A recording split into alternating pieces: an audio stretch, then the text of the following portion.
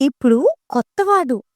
వీడు మహా అయితే 10 రోజులుంటాడేమోలే. నేను పెద్దవాడిని కదా! సలహాలిస్తాను. సలహా అంటే అభిప్రాయం. ఆ మాట గురించి బాబాయినడుగు. నా దగ్గర 10 మాస్టర్‌లు పనిచేశారు.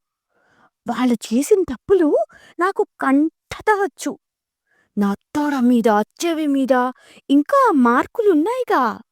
అందుకని నీకు కొంచెం సలహాలిస్తాను. అప్పుడే పెంకి మాస్టర్‌లని ఏం చేయాలో మంచి పిల్లలకి తెలుస్తుంది.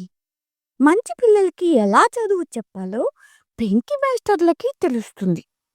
అసలు ప్రైవేట్ చెప్పడం అంటేనే తిట్టడం, కొట్టడం అని కూడా అర్థం. ఈ ప్రపంచకంలో ప్రైవేట్లు, ప్రైవేటు మాస్టర్లు ఎన్నో రకాలు. నేను చెప్పలేను. 10 రకాలుంటాయేమో. మగ మేస్టార్లు, ఆడ మేస్టార్లు, కళ్ళజోడువి, నల్లకోటువి, ఇంకా పూర్వకాలంలోలా గుండు మేస్టార్లు, పిలక మేస్టార్లు చూడటానికి ప్రైవేట్ మాస్టర్‌లా ఉండేవాడు. కొంతమంది చూడటానికి ప్రైవేట్ మాస్టర్‌లలా ఉండరు.